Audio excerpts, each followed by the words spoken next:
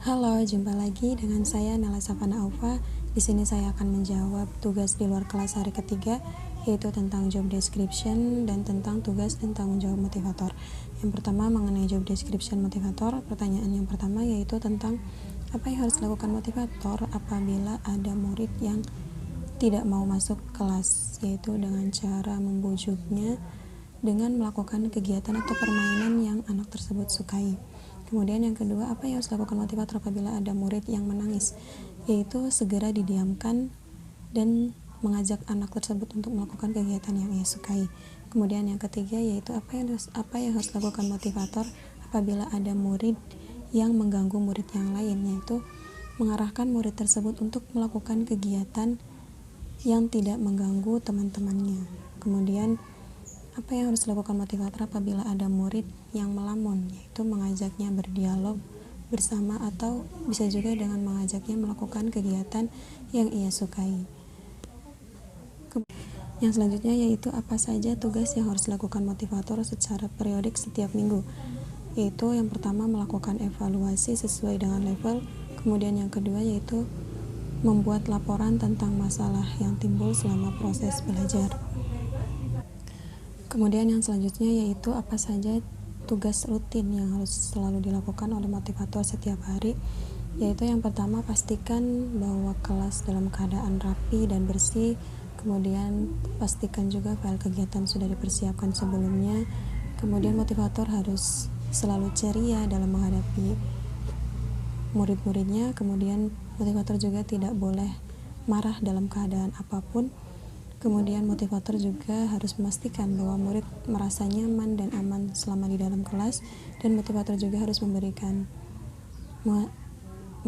PMR atau permainan rumah sesuai dengan kemampuan dan kemauan anaknya. Kemudian motivator juga harus memastikan bahwa murid melakukan kegiatan atau hal-hal yang berhubungan dengan minat baca dan minat belajar anaknya. Yang selanjutnya yaitu bagaimana cara agar motivator mengetahui karakter dan kesukaan anak, yaitu bisa dengan cara meneliti atau mengamati anak tersebut, atau bisa juga dengan cara menanyakan kepada orang tuanya atau kepada wali muridnya tentang kesukaan dari anak tersebut dan tentang karakter anak tersebut, atau bisa juga dengan mencari tahu sendiri bagaimana karakter dan kesukaan dari anaknya. Kemudian pertanyaan selanjutnya yaitu apa target, suasana, dan kegiatan yang harus dicapai oleh motivator. Yang pertama yaitu memastikan suasana kelas yang aman, nyaman, dan menyenangkan bagi murid. Kemudian yang kedua memastikan bahwa murid melakukan kegiatan yang sesuai dengan perkembangan atau tahapannya. Kemudian yang selanjutnya memastikan bahwa murid melakukan kegiatan yang berhubungan dengan minat baca dan minat belajarnya. Kemudian memastikan bahwa ada peningkatan atau ada perkembangan minat baca dan minat belajar anak dari sebelumnya. Kemudian yang selanjutnya yaitu bagaimana cara mencapai target tersebut. Yang pertama yaitu motivator harus selalu menyayangi dan mengasihi murid-muridnya. Kemudian yang kedua motivator harus bisa mengendalikan diri sendiri. Kemudian yang selanjutnya motivator harus bisa menerapkan metode variation skill. Kemudian motivator juga harus bisa menerapkan kurikulum BIMBA AIUEO. Kemudian motivator juga harus selalu menciptakan kegiatan atau suasana kelas yang menyenangkan. Kemudian motivator juga harus selalu melakukan evaluasi afeksi terhadap anaknya, dan kemudian motivator juga harus sering-sering bekerja sama dengan motivator-motivator yang lainnya. Yaitu apa tanggung jawab utama seorang motivator? Tentu saja yaitu menjadi seorang pembelajar dan harus senantiasa berbuat baik dengan judi tangkap atau jujur, disiplin, tanggung jawab, peduli, dan bekerja sama. Selanjutnya yaitu apa yang harus dilakukan motivator untuk menjadikan kelas aman bagi anak. Yang pertama yaitu memastikan bahwa saklar atau stop kontak jauh dari jangkauan anak-anak. Kemudian memastikan bahwa tidak ada senjata tajam, memastikan juga tidak ada binatang atau serangga yang lainnya yang dapat mengganggu kegiatan belajar anak. Kemudian memastikan bahwa tidak ada air yang tumpah di dalam kelas.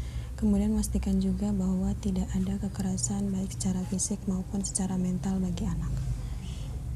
Yang selanjutnya yaitu apa yang harus dilakukan motivator untuk menjadikan suasana kelas nyaman.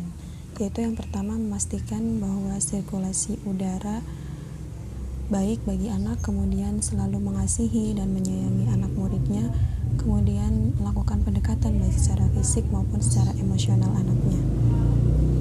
Yang selanjutnya yaitu bagaimana motivator mengasihi dan menyayangi anak muridnya. Yang pertama yaitu senantiasa tersenyum ketika bertemu dengan murid, kemudian selalu tampil ceria, selalu tampil gembira dan senang ketika bersama murid, kemudian selalu tampil rapih di depan murid dan selalu melakukan pembelajaran sesuai dengan kemampuan muridnya dan melakukan kegiatan preventif atau pencegahan ketika murid mengganggu teman yang lainnya atau ketika murid mengganggu motivator. Yang selanjutnya yaitu apa saja yang harus dilakukan motivator agar bermain sambil belajar menyenangkan bagi murid. Yang pertama yaitu menjadikan murid selalu ceria, selalu gembira, atau selalu senang di dalam kelas. Kemudian yang kedua yaitu murid mau melakukan kegiatan bermain sambil belajar di dalam kelas. Pertanyaan selanjutnya yaitu bagaimana motivator memastikan bahwa kegiatan anak berhubungan dengan minat dan belajarnya, yaitu dengan cara memberikan kegiatan yang edukatif seperti bermain baca-bacaan, bernyanyi lagu Bima, berdialog bahasa Bima, atau bisa juga dengan bercerita ataupun menarik garis dan mewarnai.